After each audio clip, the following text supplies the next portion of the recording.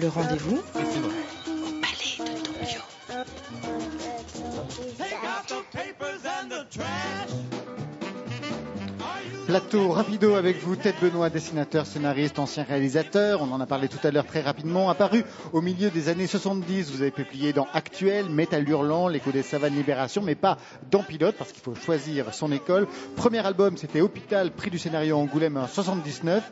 Et vous allez ensuite vous diriger vers la ligne claire, avec notamment le personnage de Ray Banana, et vous ferez revivre Black et Mortimer avec Jean Van Damme. Une exposition vous est consacrée actuellement à Bruxelles et à Paris, dans la nouvelle galerie Champaka, qui publie aussi une très belle anthologie monographique, Camera Obscura, vers la ligne claire et retour. D'abord, pourquoi avoir opté justement dans ce parcours pour cette école belge de la ligne claire? Qu'est-ce qui s'est joué pour vous en tant que dessinateur à ce moment-là, peut-être Benoît? Quelque part, il y avait un truc à rapport avec le cinéma. On était en plein dans une époque avec Druyer ou Möbius où on avait des pages éclatées avec peu de dessins, peu de dialogue. Et moi, j'ai envie de raconter des histoires denses et touffues. Et j'ai tout bêtement vu que le système Hergé, les 62 planches avec 12 dessins par page et beaucoup de dialogue, permettait de faire ce genre de choses en bande dessinée. Donc il y avait un choix volontaire. Après, il y avait d'autres choses, une esthétique, tout un tas de choses. Il y avait la révélation qui venait du Hollandais Joost Swart, qui a créé ce terme dans les années 70, et qui faisait ce genre de dessin, de bande dessinée, dans un dessin à l'Hergé depuis les années 70, avec un background underground, des histoires complètement différentes de celles d'Hergé. J'avais aussi le même background. Exactement, vous aviez le même background. Donc c'était la révélation. Vous avez commencé par le dessin aussi, Patrice Lecomte. Quelle était votre approche, vous, du dessin? C'était pas de la ligne claire? Non, c'était la ligne moi-même. Parce que j'ai toujours aimé dessiner, mais extrêmement autodidacte. J'étais un dessinateur laborieux. Et dans la série faisons de nos défauts des qualités, je me disais, je ne sais pas dessiner ça et ça, donc je vais me débrouiller quand même. Et c'est pour ça que j'ai toujours refusé de dessiner des scénarios inventés par d'autres, parce que je me disais, un scénariste va me donner à dessiner des trucs que j'arriverais pas à dessiner. Donc je faisais mes scénarios moi-même pour ne me donner que des choses que je pouvais à peu près dessiner. Mathieu Conquet. Benoît, vous parlez du lien entre cinéma et bande dessinée, la lecture des cahiers du cinéma, puis votre travail de critique, puisque vous l'avez été un petit peu à Libération, je crois que vous le signez sous le nom de Sartana à l'époque. C'est pas sans lien avec votre dessin, parce qu'il y a un texte dans ce beau livre où vous racontez, c'est celui de La maison qui rétrécit, que la question du point de vue et ses implications morales, c'est aussi vrai au cinéma que quand Mandrika vous demande de savoir où est votre ligne d'horizon. Au cinéma, c'est une phrase que j'ai dû piquer dans les cahiers du cinéma, je pense, je ne l'ai pas inventée.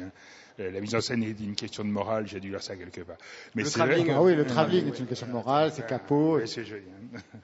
Mais en moment donné, c'est vrai, le point de vue, voilà, le point de vue, ça dit le regard de l'auteur sur ce qu'il montre, et donc ça amène le spectateur à choisir le même regard, vous voulez lui faire partager ce regard.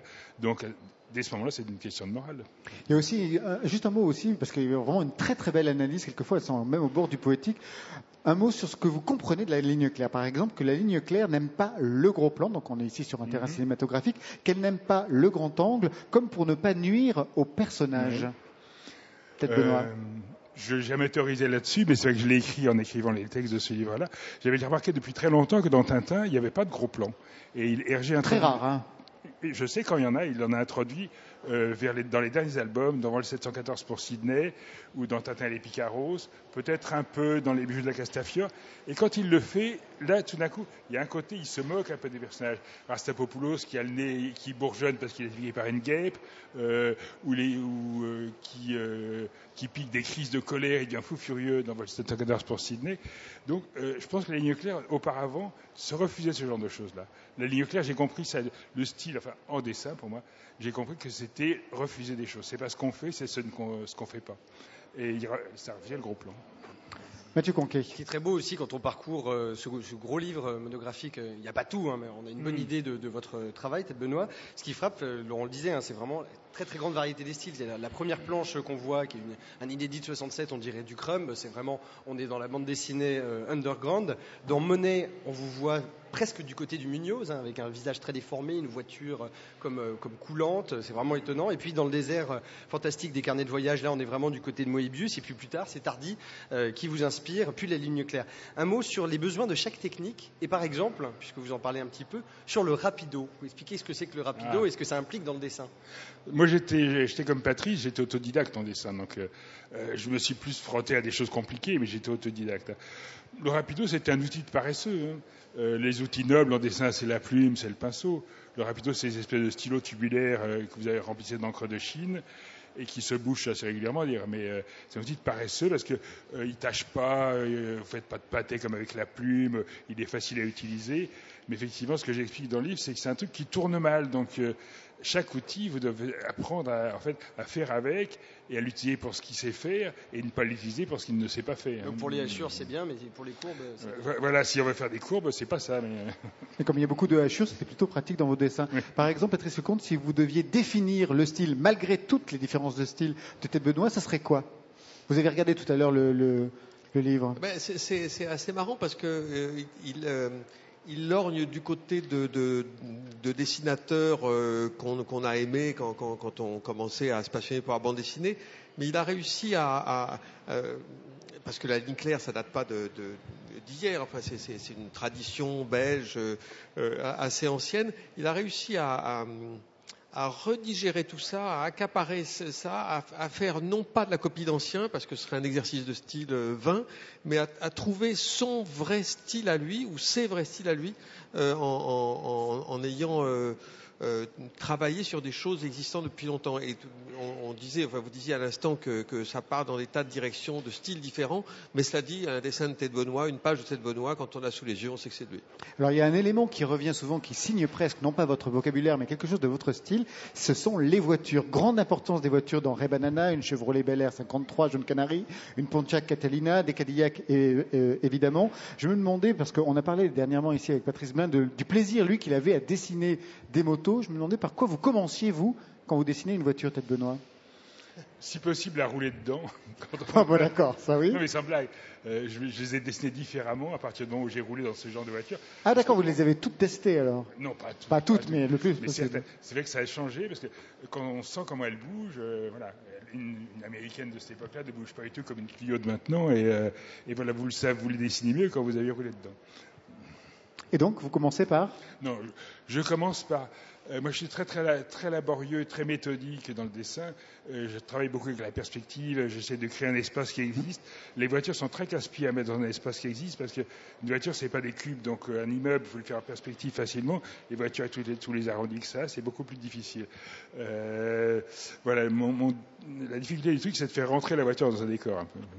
Mathieu Conquet. Il y a un autre moment qui est assez beau ici, c'est quand vous parlez de la mort probable de votre personnage, Ray Banana, que je montrais aux auditeurs qui sont ici, qui ressemble un peu à une sorte de Clark Gable avec des lunettes pilotes, au tournant de l'an 2000, donc mort probable de Ray Banana, et vous évoquez cette mort alors que vous n'êtes pas du tout religieux ou croyant, à travers le symbole du purgatoire. Quel purgatoire pour Ray Banana ou pour des personnages comme Blake et Mortimer que vous allez faire revivre? J'ai pas bien compris la question. Vous pouvez répéter la question? Qu'est-ce que la notion du purgatoire vous permet de penser sur la mort possible de Ray Banana? On sait que c'est pas le cas puisqu'il va revivre là en 2014. Mais dans cette histoire inachevée, d'ailleurs, qui, comme le purgatoire quelque part, n'a pas de fin, en fait, je pense que c'est une occasion pour lui de faire un espèce de flashback, de revivre des choses, de tirer au clair ce qu'avait été sa vie, avant de décider quelque part s'il allait mourir ou non. C'est comme ça que je voyais le truc, mais l'histoire ne s'est pas finie, donc on ne le saura jamais. Alors, le livre fonctionne aussi comme une sorte de réflexion sur la bande dessinée, par exemple quelque chose sur la couleur. Et là encore, c'est vraiment, mais extrêmement, on va dire, c'est des fulgurances. La couleur, vous dites, c'est les femmes, les garçons, ça dessine en noir et blanc. L'idée du monde, c'est le noir et blanc. Les femmes arrivent, ils mettent de la chair et donc de la couleur. Ce qu'on voit en dernier, c'est ce que l'on voit, ce que l'on met en dernier, c'est ce que l'on voit en premier. La dernière phrase, ça me semble évident. En fait, si vous feuilletez un livre de bande dessinée, c'est la première chose que vous voyez, que vous retenez. Effectivement, traditionnellement, c'est ce qui se met en dernier. Tout ce que je raconte à part ça, c'est une théorisation de fait qui est assez simple. C'est que dans la bande dessinée traditionnelle ligne claire, la couleur était faite à part. Le dessinateur, dans les 95% des cas, est un homme. Et il dessine sur du papier à dessin. On photographiait son dessin. On en faisait une épreuve qu'on imprimait en bleu, parce que le bleu ne passait pas à la photographie. Et là-dessus, vous avez des coloristes qui plaçaient de la couleur. Donc, les deux éléments étaient séparés. Le noir était séparé de la couleur. Et tout bêtement, pour des raisons de technique d'impression. Il se trouve que très souvent, les coloristes étaient des femmes. Pourquoi? Je ne sais pas pourquoi. Il se trouve aussi que très souvent, dans les couples de dessinateurs, ils s'étaient connus aux Beaux-Arts, c'est le cas pour Chaland, Isabelle Baumnet, sa femme.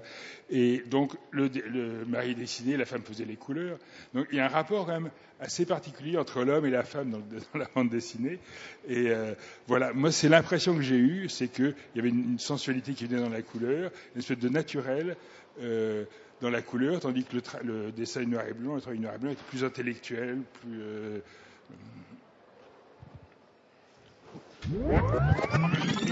Marcel Gottlieb, sortez, vous nous foutons le feu à la maison. Arrêtez de là, bande de guignols. Toi vivant, vous n'entrerez jamais ici. Merci à nos invités. Patrice Lecomte, que j'ai failli frapper en faisant chaque fois le geste pour laisser partir les événements. Le garçon qui n'existait pas, apparu chez Albin Michel. Et puis Tête Benoît, Caméra Obscura vers la ligne claire. C'est une monographie aux éditions Champaka, une exposition à Bruxelles, Galerie Champaka, jusqu'au 5 mai. Et une exposition à Paris, puisqu'une galerie vient d'ouvrir jusqu'au 18 mai.